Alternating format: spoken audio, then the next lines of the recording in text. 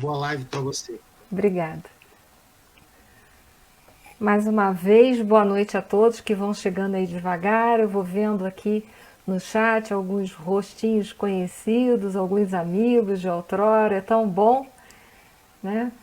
E estarmos unidos aqui essa noite, apesar da distância física, nós estamos próximos, unidos pelo coração, pelo ideal de fazermos o bem, de dar a nossa contribuição para a humanidade terrestre.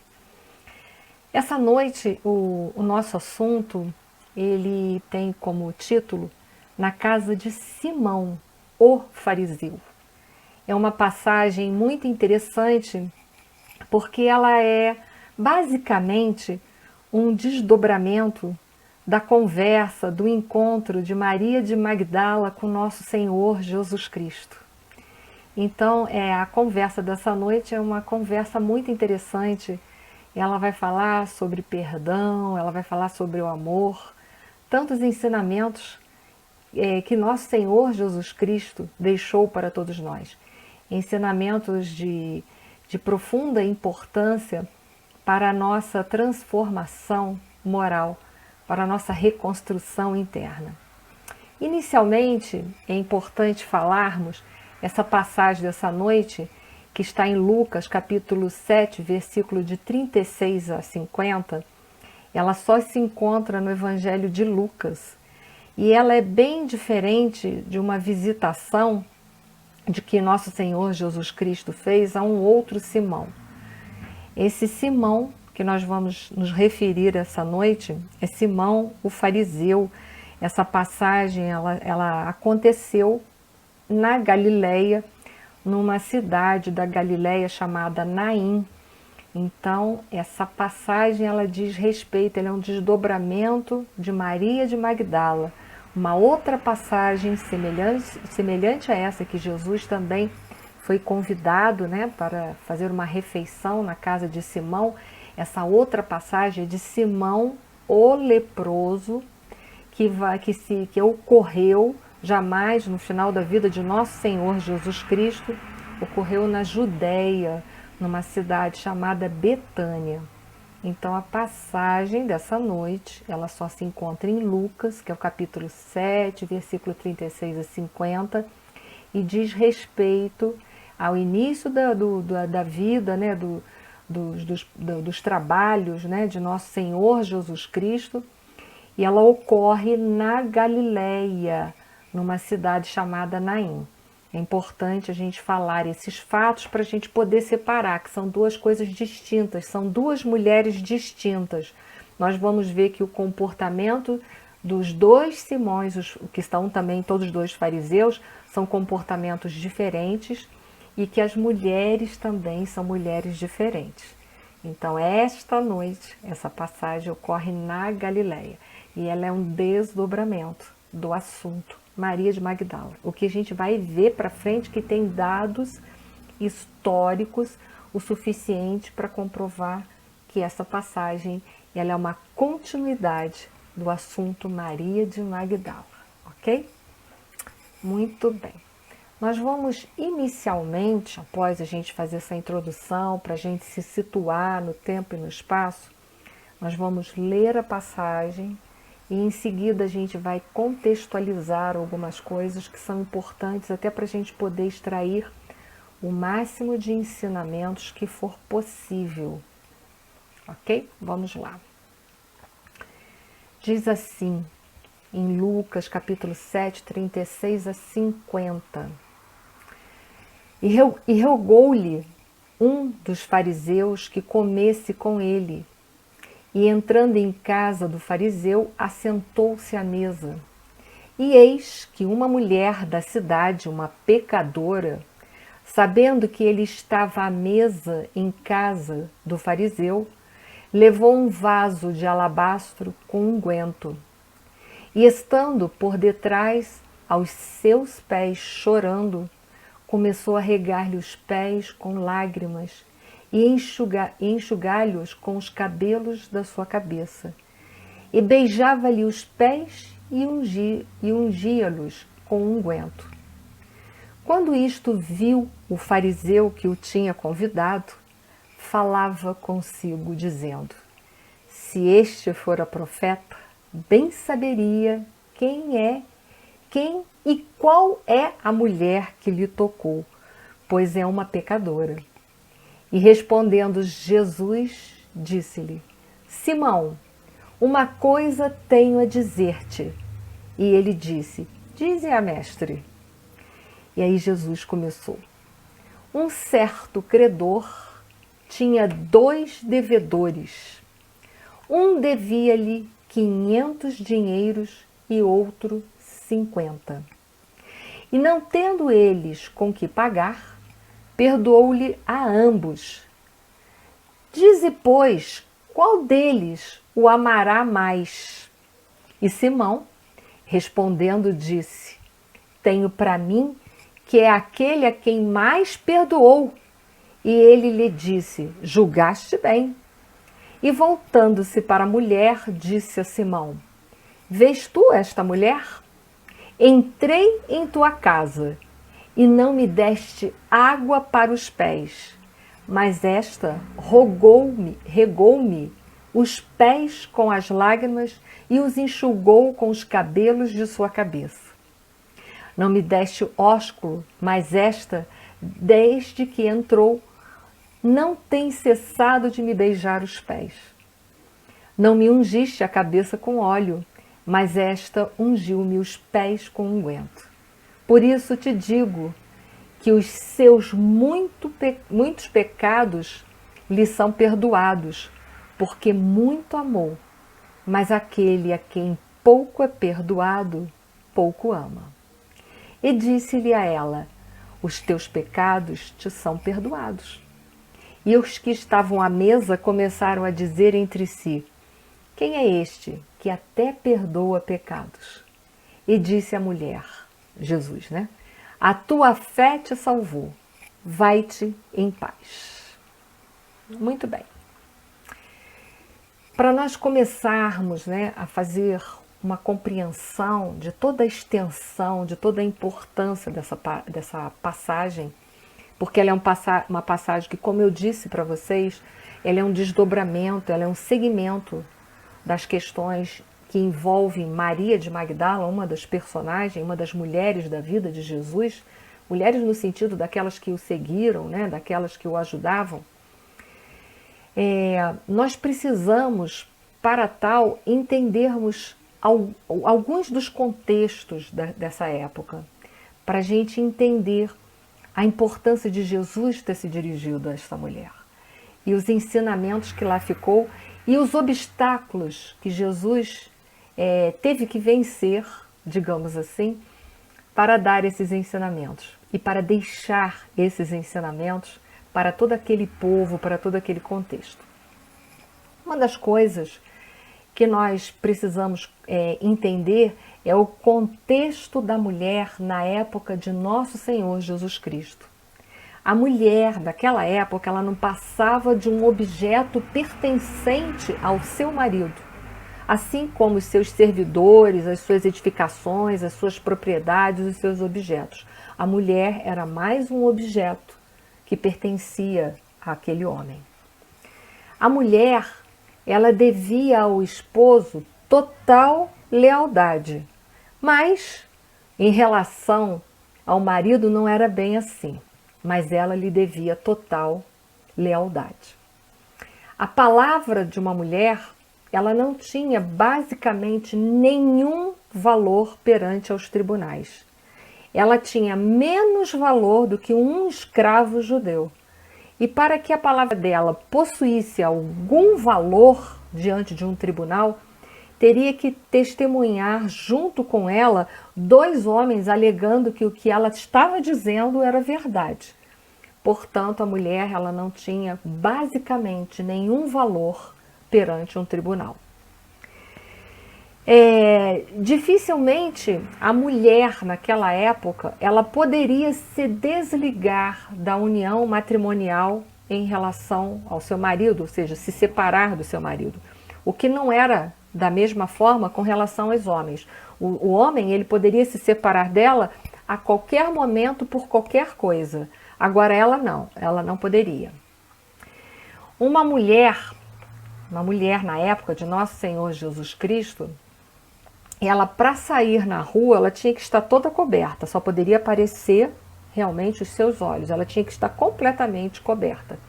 E na rua, ela jamais poderia se dirigir a qualquer pessoa, bem como ninguém podia se dirigir a ela em momento algum. Outra coisa, ela saía na rua, ela ia à frente do seu marido.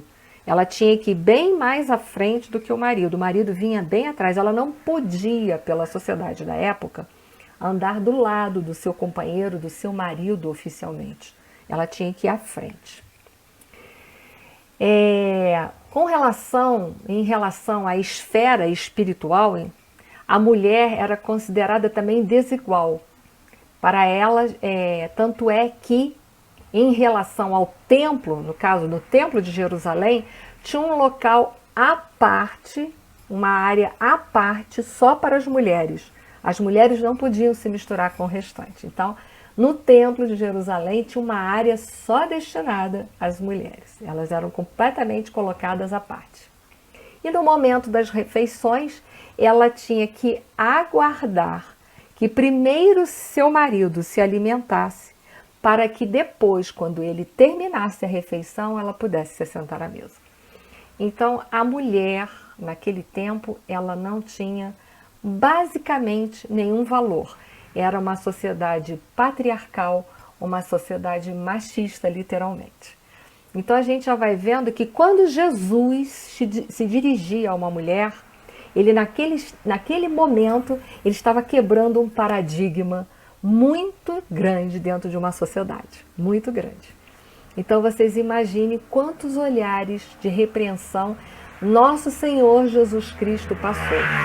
Porque ali, ao se dirigir a uma mulher, ele quebrava um paradigma. Ele mostrava, entre linhas, a importância de olhar para uma mulher com os mesmos valores que tem um homem. Então Jesus foi, digamos, nos dizeres do século XXI, ele foi o primeiro feminista, porque ele quebrou os paradigmas de uma cultura super rígida.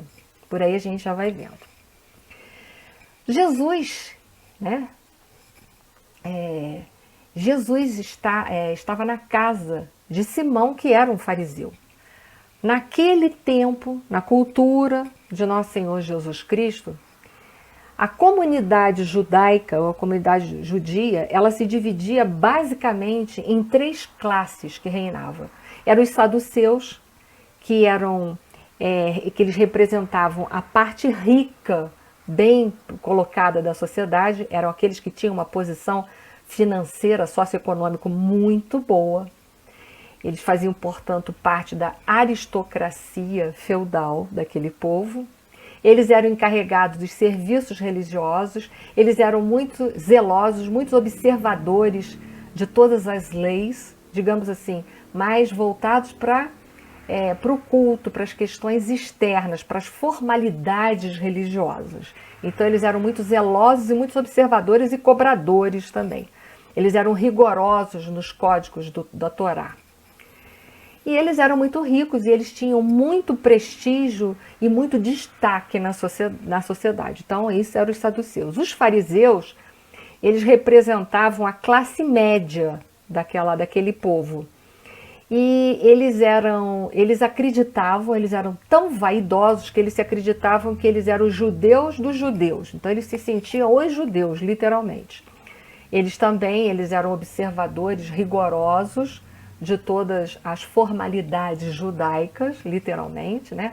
Das práticas religiosas. E, enfim, eles constituíam a classe média.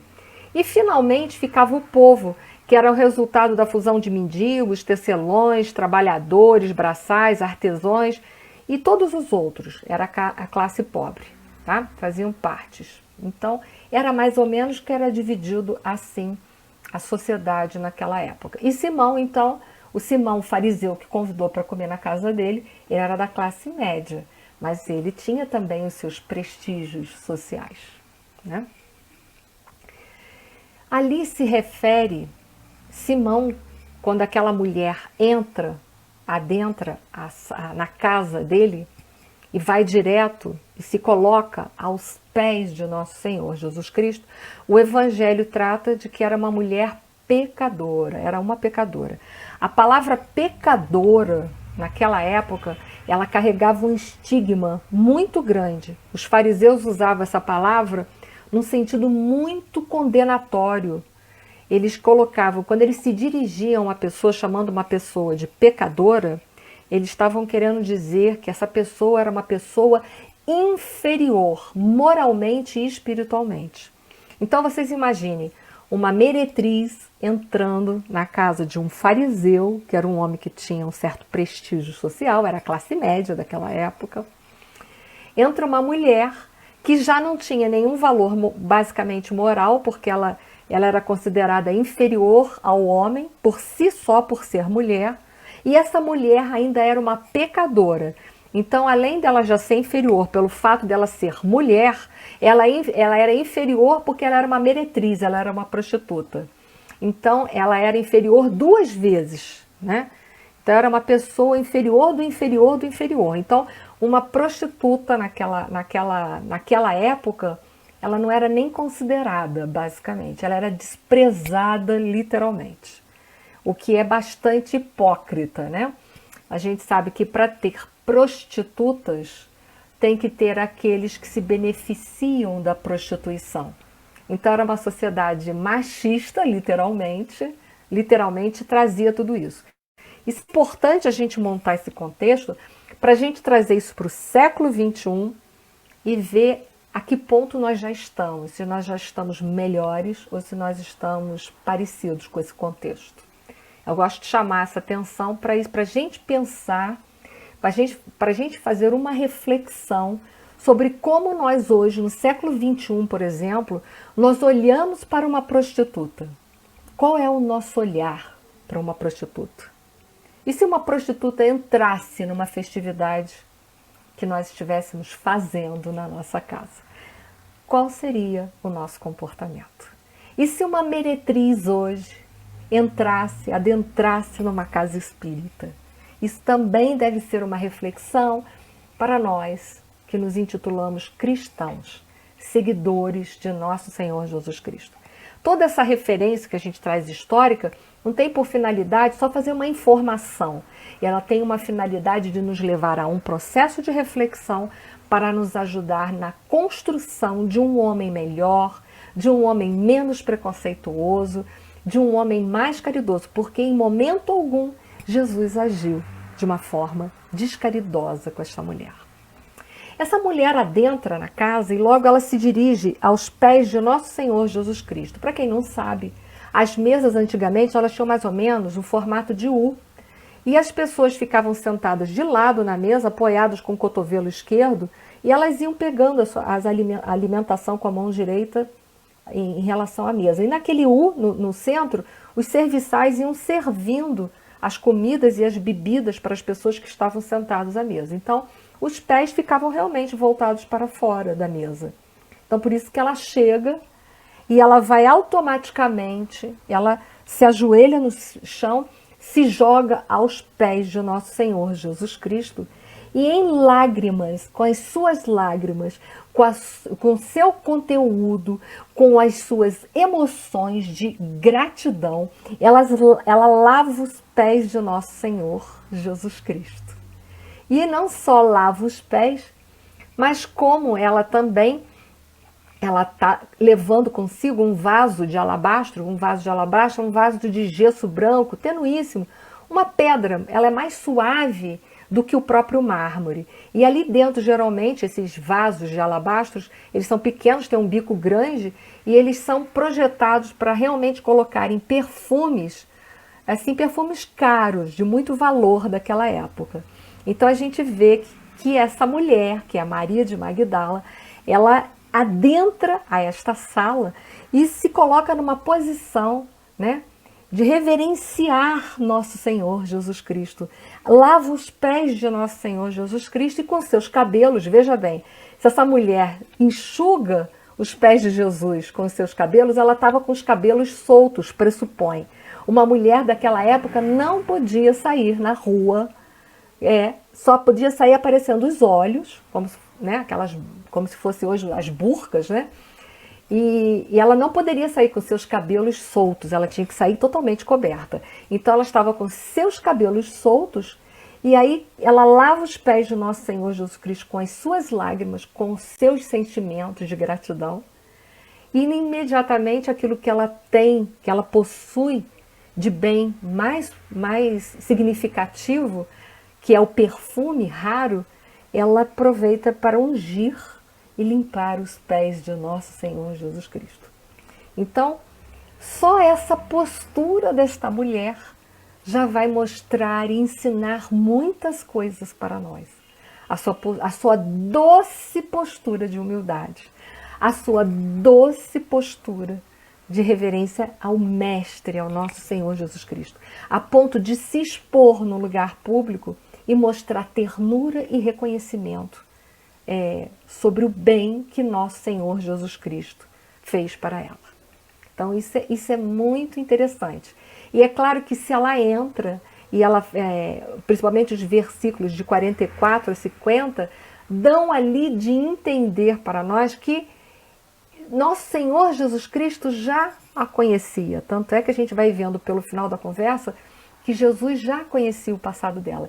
É ali que os estudiosos atestam que é Maria de Magdala, verdadeiramente. Sem contar que as tradições espirituais, por Humberto de Campos e Amélia Rodrigues, também atestam que é Maria de Magdala, verdadeiramente, a pecadora que adentra naquela sala.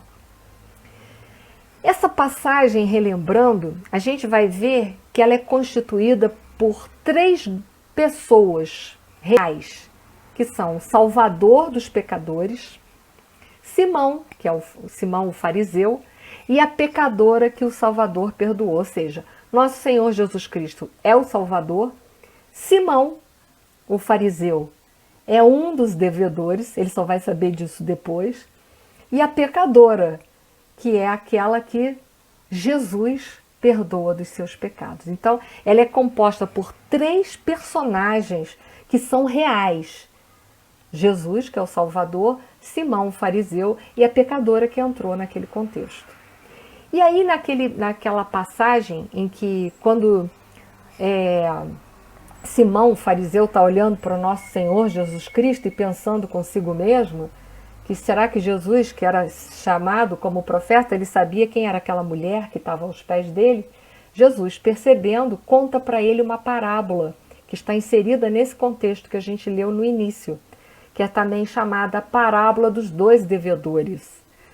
Então ele conta uma parábola para Simão, porque Simão era uma pessoa muito astuta e ele sabia que Simão saberia responder para ele a pergunta que ele faria no final. Então, a parábola é composta por um credor, um homem que devia 500 denários, um que devia, por 2 devedores, no caso, um que devia 500 e o outro que devia 50, e o Salvador, ou seja, o Salvador do credor, aquele que perdoa a dívida daqueles 2 devedores. E é também composta, para que vocês saibam, de 3 perguntas, essa parábola maravilhosa, essa passagem maravilhosa. É composta de 3 perguntas. Uma, ora, qual deles o amará mais? Que é a pergunta que Jesus faz para Simão o fariseu, que Jesus faz no final da parábola. Depois, no finalmente, ele fala, vês tu essa mulher, chamando atenção para aquela mulher, para aquela pecadora. E quem é este, que é aqueles que estão ali presentes nesse jantar, nessa refeição do Simão, que fazem a pergunta, quem é este que até perdoa pecados? Então nós vamos ver que a tríade, ela compõe toda essa passagem, é muito interessante, a gente vai ver os simbolismos. Bom, eu vou voltar a um ponto central, que é o versículo 39, que fala assim, quando isto viu o fariseu, que é o Simão, que tinha convidado, falava consigo, ou seja, Simão falava consigo mesmo, dizendo, se este fora profeta, bem saberia quem é e qual é a mulher que lhe tocou, pois é uma pecadora. Então Simão estava lá na cabeça dele pensando assim, falava consigo mesmo. Então Simão, o fariseu, estava olhando e pensando com ele mesmo. Olha, se ele diz que ele é profeta, ele sabe muito bem que essa que está aos pés dele é uma pecadora. É interessante a gente notar esse versículo, é que Jesus, naquele instante, ele estava lendo os pensamentos de Simão Pedro. Porque a gente vai ver que quando Simão Pedro acaba de pensar isso, é o momento em que Jesus vai contar para Simão Pedro a parábola. Então demonstra com muita claridade que Jesus estava lendo os pensamentos de Simão Pedro. Então o Simão Pedro, achando que estava só com ele mesmo, conversando dele para com ele mesmo, mas ele não sabia que naquele instante nosso Senhor Jesus Cristo estava lendo os pensamentos dele em relação ao que ele estava pensando sobre Jesus e o que ele estava pensando também daquela mulher ali. Então é muito interessante, né, que a gente vê que esse fariseu, ele estava cego, ele era um homem cego para as realidades espirituais. Ele lembrou e sabia quem era aquela mulher, qual era aquela reputação, estava passando tudo na cabeça dele. Mas naquele instante a gente vê que o Simão, ele é um cego para as realidades espirituais, porque ele estava olhando quem era aquela mulher e pensando e julgando aquela mulher e julgando o nosso Senhor Jesus Cristo, mas ele não estava vendo naquele instante ali o grande amor que aquela mulher estava demonstrando, o grande sentimento de gratidão daquela mulher que ela estava exibindo ali naquele instante, demonstrando para todo mundo o quanto ela estava agradecida por tudo que nosso Senhor Jesus Cristo havia feito por ela. Isso Simão não estava vendo, mas Simão estava fazendo o quê? O julgamento, pensando assim, será que ele disse que ele é o profeta? Ele sabe quem é essa mulher que está aí nos pés dele, lavando os pés dele com lágrima? Mas o fariseu, o Simão, o fariseu, ele estava cego para as realidades espirituais, porque ele não estava vendo o sentimento de gratidão. Então, ele não percebeu que ele estava sendo observado por Jesus e que Jesus lia o pensamento dele, né? E aí, então, Jesus, tanto é que estava lendo o pensamento dele, que Jesus vira-se e conta para ele, então, começa a falar sobre uma parábola, sabendo que ele era muito astuto e que ele saberia dar a resposta final da charada da parábola. Então ele fala assim no versículo 41. Um certo credor tinha 2 devedores. Um devia-lhe 500 denários e o outro de 50 denários. É importante a gente lembrar uma outra coisa de contexto, é que naquela época, contextualizando, ganhava-se por um dia de trabalho 1 denário. Então a gente vai ver que aquele que devia 500 denários devia quase 2 anos de serviços para aquele credor. Isso é uma coisa interessante a gente fazer essa avaliação. Era uma dívida muito grande mesmo, não era uma dívida pequena. Ele teria que trabalhar, o que devia 500, teria que trabalhar quase 2 anos, a juntar dinheiro, trabalhar muito, para quê? Para poder pagar toda a dívida, para ficar quite. O outro que devia 50 não, 50, era 50 dias de trabalho. Ele poderia perfeitamente, com um pouco de esforço, pagar essa dívida. Isso é uma coisa que eu quero chamar a atenção de vocês. Mas aí então, o que faz nosso Senhor Jesus Cristo depois que ele conta toda a parábola, né, que ele fala que tinha um credor e tinha 2 devedores, e ele volta, né, para Simão Pedro e fala assim, e não tendo eles como que pagar, perdoou-lhe ambos. E aí ele volta para Simão e fala assim, dize, pois, qual deles o amará mais? Ele faz essa pergunta para Simão, o fariseu. Qual deles que amará mais? E aí então, é bem interessante que Jesus, naquele instante, ele usa um método bem socrático. É bem interessante. Nós sabemos que Sócrates, né, foi um filósofo que fez parte, né? É um dos filósofos... Sócrates, a filosofia espírita, é embasada no pensamento socrático. É interessante, né? Totalmente embasada na filosofia socrática. E é interessante a gente ver esse momento aqui, é que Jesus usa esse método socrático, que é o método parto das ideias. Ele faz pergunta para as pessoas para que a pessoa pudesse extrair de dentro dela, encontrar dentro dela um ensinamento prático daquilo que ele está querendo passar para a pessoa. Então ele vira para Simão, o fariseu, e pergunta: qual deles amará mais? E aí é claro, né? O que o Simão fariseu fala? Tenho para mim, ele diz para ele mesmo, tenho para mim que é aquele que mais deve. É claro que é o que mais deve, é o que mais o Senhor, o credor, precisa mais amar. Olha que interessante, é aí que nós vamos começar a entrar no miolo da passagem dessa noite, no miolo do ensinamento, o cerne, a lição dessa passagem para a nossa vida. Ele responde para Jesus que é aquele que mais deve, né? Vamos seguir a passagem. E aí Simão respondendo: tendo para mim que é aquele a quem mais perdoou. E ele disse: julgaste bem, Simão. Só que naquela hora, até aquele instante, o Simão, o fariseu, o que ele estava achando? Ele estava achando apenas que era um jogo de raciocínio. Um devia 500, outro devia 50. Jesus pergunta para ele a quem, né, que aquele senhor mais precisou amar. Ele diz: aquele que mais precisou perdoar. Porque Simão era muito rápido nas contas, ele era muito astuto em tudo, ele era um fariseu.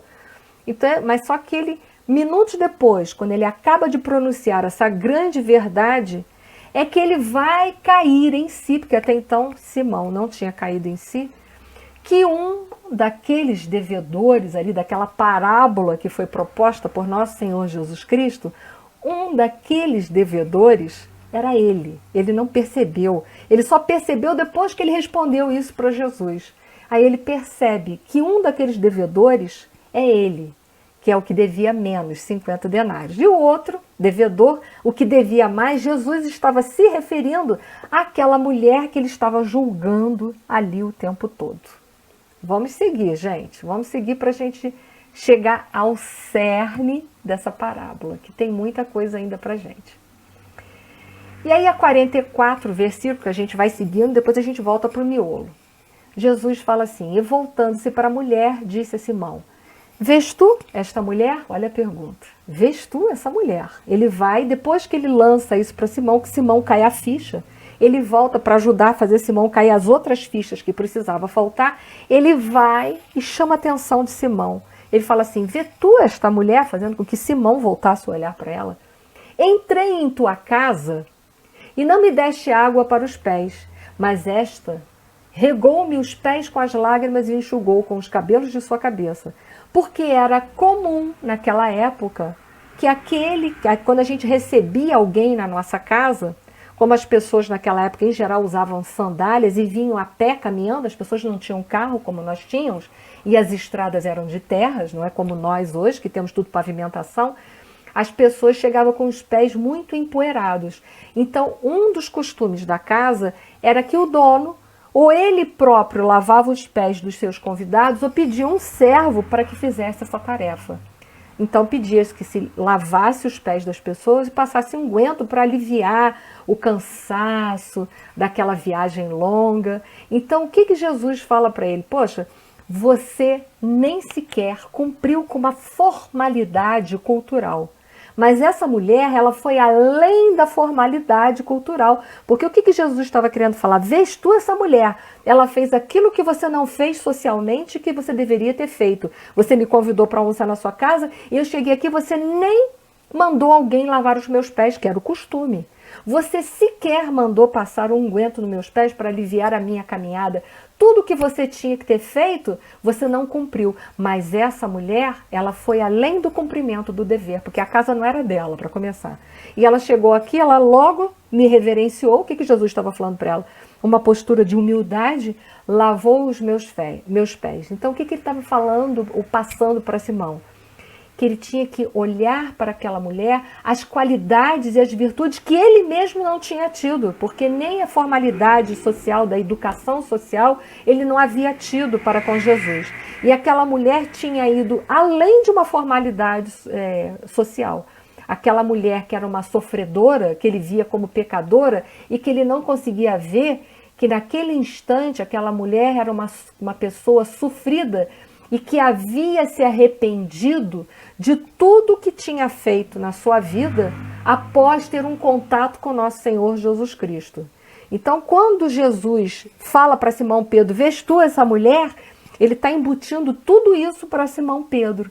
Essa mulher é uma pecadora sim, mas depois que ela me encontrou, ela agora é uma mulher redimida. É uma mulher que se arrependeu de tudo que fez e agora tenta lavar, limpar a sua alma, tenta purificar, ela tenta se transformar. Essa transformação chegou a tanto que ela publicamente mostrou a sua própria transformação interior. Então ele faz uma comparação, é aí que Simão reforça, ele entende que naquele instante ele é o devedor que devia menos da passagem. E ele começa a entender que aquela mulher, ela tinha qualidades que nem ele mesmo não conseguia ter na própria vida, em vida, naquele instante. E aí Jesus continua. Não me deste ósculo, mas esta, desde que entrou, não tem cessado de me beijar os pés. Não me ungiste a cabeça com óleo, mas esta ungiu-me os pés com unguento. Quer dizer, mais uma vez, ele mostra para Simão que Simão havia negligenciado todas as cortesias, todas as formalidades, todos os costumes daquela época. Ele tinha, literalmente, ele tinha mostrado um sentimento de desprezo e de desdém em relação ao nosso Senhor Jesus Cristo, mas que aquela mulher não, aquela mulher que não foi convidada para aquele lugar, desde que conhecera Jesus, estava mostrando sentimento de gratidão sem parar. Né? Então, ele mais uma vez, né, ele deixa bem claro que, na realidade, Jesus fora convidado por Simão, o fariseu, por uma questão de ostentação, por uma questão personalista, e não porque ele verdadeiramente tinha algum sentimento de respeito, de amor por nosso Senhor Jesus Cristo. E é claro que Simão, naquele instante, ele entendeu perfeitamente, porque ele havia quebrado todo o protocolo, né? Negligenciado todas as cortesias, todas as formalidades, todos os costumes que se tinha naquela época quando se recebia uma pessoa em sua casa. Então Simão entendeu que agora a história era entre ele e Jesus, já não era mais tão somente entre Jesus e a mulher pecadora. Então ele dá uma lição de moral em Simão, o fariseu.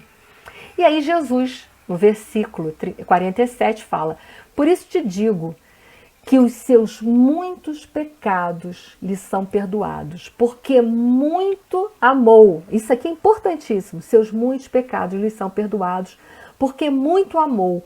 Mas aquele a quem pouco é perdoado, pouco ama. O que ele disse para Simão? Que Simão havia pouco amado, então havia pouco perdoado. E aí a gente vê que, vamos voltar à passagem novamente, que seus muitos pecados lhe são perdoados porque muito amou. Vamos congelar aqui, amou. Lembra-se que Pedro falou, o amor cobre as multidões dos pecados? Em outras palavras, o que Jesus deixa agora para nós como ensinamento? Que o amor é a única moeda, é a moeda maior e a única moeda imperecível, que não só paga, mas acima de tudo, ela anula toda e qualquer dívida na nossa vida. E é aí que começa a lição maior para a nossa vida.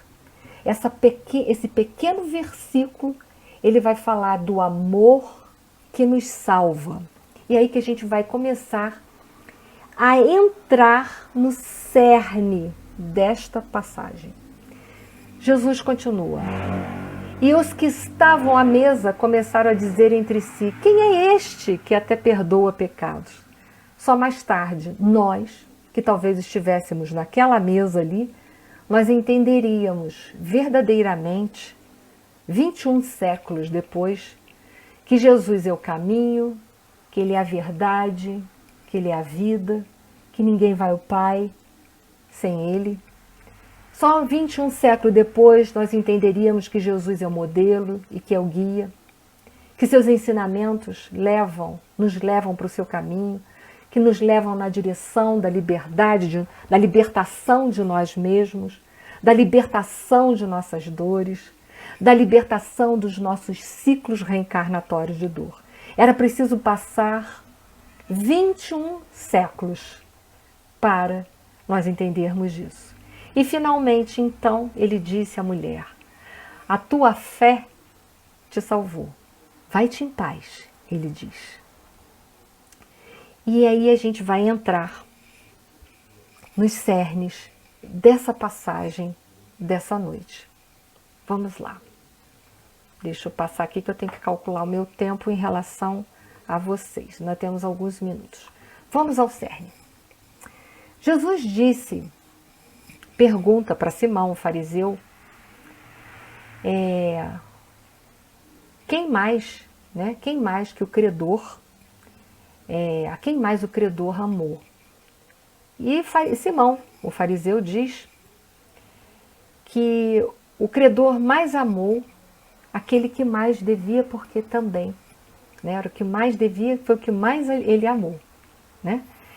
É exatamente esse é o cerne da passagem, desta passagem dessa noite.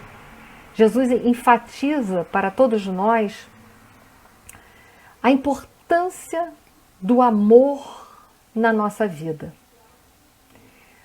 O amor, como eu disse para vocês, é a moeda maior, é a única moeda imperecível, mas é também o melhor meio de nós conseguirmos anular todo o nosso passado de erros, todos os nossos karmas negativos. O amor é o único meio de nós anularmos as nossas faltas do passado. Isso é um primeiro ponto. A gente já entendeu nessa passagem que o credor, ele representa as leis divinas, porque quando nós cometemos uma infração, criamos um débito, nós criamos primeiramente um débito com as leis de Deus. Não exatamente com o próximo, mas com as leis de Deus. Em primeira mão é com as leis de Deus. Portanto, quando nós cometemos uma infração das leis, nós infringimos, quando nós cometemos um erro, nós infringimos as leis de Deus. E nós vamos ver que existem aí, nessa passagem, nessa parábola, dois devedores, dois infratores diferentes. Um infrator que devia muito, mas um infrator que muito amou. E por isso, os seus pecados lhe foram perdoados. E nós vamos ver que existia um infrator que devia menos, 50 denários. Devia menos, pouco amor, né? Então teve pouco amor. E um credor, o credor salvador dessa passagem. O credor salvador que perdoa esses dois devedores, que foi o Senhor também que emprestou esse dinheiro, ele vai representar para a nossa vida prática a misericórdia de Deus. Porque ai de nós se não fosse a misericórdia de Deus. Porque essa misericórdia de Deus que é amor, que sempre nos socorreu e nos socorre, promovendo em todos nós novas oportunidades, novas reencarnações. Porque nós não estamos aqui reencarnados por méritos. Nós estamos aqui, a grande maioria de nós, reencarnados pela misericórdia divina. Porque somos a grande maioria, somos infratores das leis do nosso Pai. Então, ai de nós se não fosse, as leis de Deus não fossem amorosas e misericordiosas. É pela misericórdia do Pai que nós estamos hoje aqui encarnados. Essa passagem mostra que o real arrependimento é aquele que abre em nós as portas de nosso coração e que abre as portas do nosso coração, porque desabrochou dentro de nós a semente do amor que permanecia adormecida. Porque aquele que mais ama é aquele que mais será perdoado. Por conseguinte, também, aquele que mais vai conseguir resgatar e anular os seus karmas, os seus débitos. Portanto, meus queridos irmãos, se em nossa vida, na nossa vida de relação, na nossa vida de passagem aqui no nosso planeta Terra, essa passagem, ela nos chama a atenção. Se na nossa vida de relação nós temos uma grande dificuldade com alguém ou com alguéns, é hora de nós abrirmos a porta dos nossos corações e começarmos a dar os primeiros passos na direção do amor, do perdão. Porque só com amor nós poderemos verdadeiramente anular e resgatar os nossos karmas negativos. É preciso muito amor no nosso coração. Essa passagem fala do amor que salva. Ela está em ressonância com a passagem do capítulo número 15 do Evangelho segundo o Espiritismo, na qual Kardec intitulou: Fora da caridade não há salvação. A caridade é o amor em ação. A única moeda que poderá facultar em nossas vidas o pagamento de nossos débitos passados, que é o amor. Ao mesmo tempo, é o amor que representa, ou que vai representar, o nosso passaporte carimbado para ingressarmos no planeta de regeneração, tão almejados por todos nós. Não há outro caminho. Não há outro caminho. O caminho é amar. Amar aqueles que nós temos dificuldades, porque muitos convivem conosco, nós já amamos. Trajetória feita, caminho realizado. O que nos falta agora é amar aqueles que ainda não conseguimos, aqueles que não simpatizamos. Essa é a nossa trajetória. Para aqueles que quiserem saber mais sobre o fim de Simão Fariseu, eu convido a todos a lerem Nas Tradições Espirituais por Amélia Rodrigues, livro Vivendo com Jesus. Lá nós vamos ter um capítulo dedicado a esta passagem, onde Amélia Rodrigues ela vai falar sobre os últimos instantes de Simão Fariseu. Como eu não tenho tempo hábil aqui para contar a história para vocês, deixo para que vocês recorram ao livro A História de Simão Fariseu. Ou depois eu posto aí na página o texto para vocês lerem o fim de Simão Fariseu, os últimos momentos dele de arrependimento e de reflexão sobre esta noite, sobre esse encontro com Jesus. Todos nós já encontramos Jesus. O que nós precisamos agora é viver Jesus. E talvez vocês estejam dizendo, é difícil? É difícil até para mim. Mas se isso fosse fácil, não era aprovação, já era aprovação, né? Então o caminho é esse. Começa com pequenos passos, mas são de pequenas e pequenas passadas que nós faremos uma grande caminhada, todos nós. Que possamos estar unidos pelo amor, acima de tudo. Amor se traduz por respeito, por misericórdia, por compreensão, por silêncio. Muitas vezes precisamos silenciar. Isso tudo representa o amor. Bom, amigos, gratidão que nós possamos todos ter os nossos passaportes carimbados e lembrarmos de que aquele que muito amou, muito será perdoado também. A quem muito amou, muito será perdoado também. Ai, ai. A nossa vontade era só ficar ouvindo, né? Mas como a política das lives pede que a gente faça comentários, que a gente agradeça, se despeça das pessoas do público, enfim, que a gente fale alguma coisa, a gente então tem que falar. Mas a nossa vontade era de ficar em silêncio, né?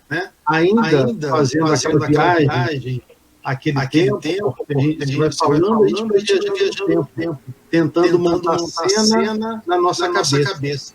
E mesmo que tenha passado mais de 1.000 anos, a gente ainda é magnetizado, né, galvanizado com essas lembranças, com essas passagens.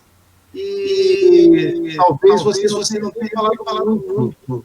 Talvez você tenha ficado somente naquele lugar que estavam tentando, e eu fico pensando, Jesus sempre aproveitava a oportunidade para desarmar as pessoas, desarmar o ódio, desarmar os corações e armar de amor. Nós estamos aí ansiosos por um mundo melhor, por um mundo normal, mas o que a gente tem feito para desarmar a sociedade, desarmar nós mesmos? Uma vez o Alonso Dias, que é juiz, disse que Jesus nunca aceitou o papel de juiz. Jesus nunca julgou ninguém. Nunca sempre vaticinou das pessoas, dizendo para que as pessoas se amassem, para que as pessoas amassem. Mas julgar as pessoas, nem julgar as pessoas de acordo com a religião dela, não. Nunca destacou isso. Sempre recomendou que as pessoas amassem. Então, assim, cada quadrado do mundo, né, cada quadrado, se a gente pudesse repetir essa lição simples, que é simplesmente não julgar as pessoas, né? Não provocar o ódio nas pessoas. Eu sei que às vezes é difícil a gente levar aquela bofetada e simplesmente não reagir. Muito difícil. Normalmente deve uma lágrimazinha, né? Ou pelo menos de tudo. Mas fica aqui o exercício pra gente. Então, obrigado, Enir, que trouxe essa profunda, né, longínqua reflexão para a gente. É claro que é algo que incomoda, porque Jesus ele não veio para trazer a paz, né? Veio para trazer justamente esse desconforto, mexer na cabeça da gente, mexer no coração da gente, que é para a gente pensar nos nossos dias. A gente agradece a você, o seu imenso carinho, como sempre, o nosso público presente. Nós temos pessoas também de outras cidades, de outras localidades. Temos um público fiel, um público que sempre vem nos brindar com a sua presença, que a gente possa estar juntos novamente na próxima sexta-feira, quando nós teremos aqui o nosso amigo Marcelo Furtado, que também, como Enir, é um estudioso, é alguém que tem muito carinho pelo movimento espírita. A gente aguarda vocês na próxima sexta-feira, ou a qualquer momento, já que as lives acontecem todos os dias e em variados momentos, e não percam às 8 horas da manhã, todos os dias, o Projeto Pastorino, né? É uma mensagem de 20 minutinhos, mas é para a gente começar bem o nosso dia. Domingo será a nossa vez. Domingo, que é um dia importante para a gente, eleições municipais, né? Proclamação da República, enfim, domingo é um grande dia para a gente. Tá bom, gente? Então, saúde para todos vocês, um grande abraço, um grande beijo, e para que a gente possa se despedir em silêncio, com todo respeito dessa nossa live, desse momento de carinho, a gente pede a Enir, então, que faça a prece de encerramento, que é para a gente, aos pouquinhos, colocar o nosso coração no seu devido lugar, porque ele está flutuando. Tá bom, Enir?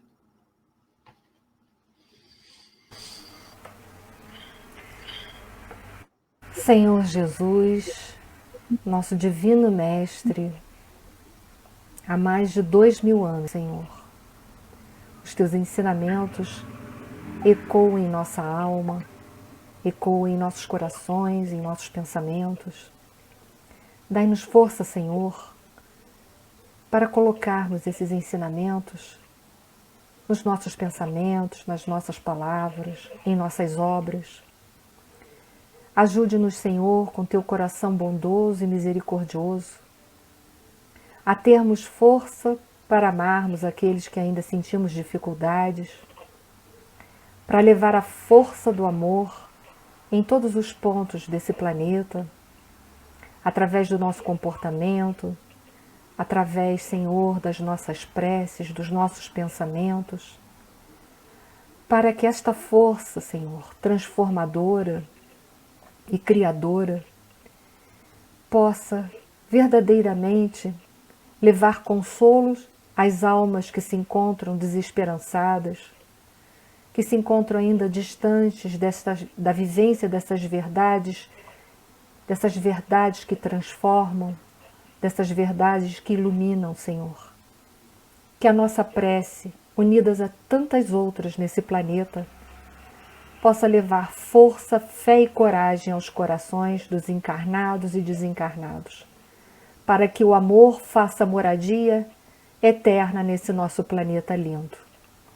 Gratidão por todos os momentos e que essa paz, esse amor que por horas sentimos, possa permanecer em nossos corações, hoje e sempre. Muito obrigada, Senhor. Obrigada a todos. Obrigado, Eli. Obrigado a todos vocês. Saúde, alegria, e a gente se vê numa próxima oportunidade. Tchau, gente. Um abraço.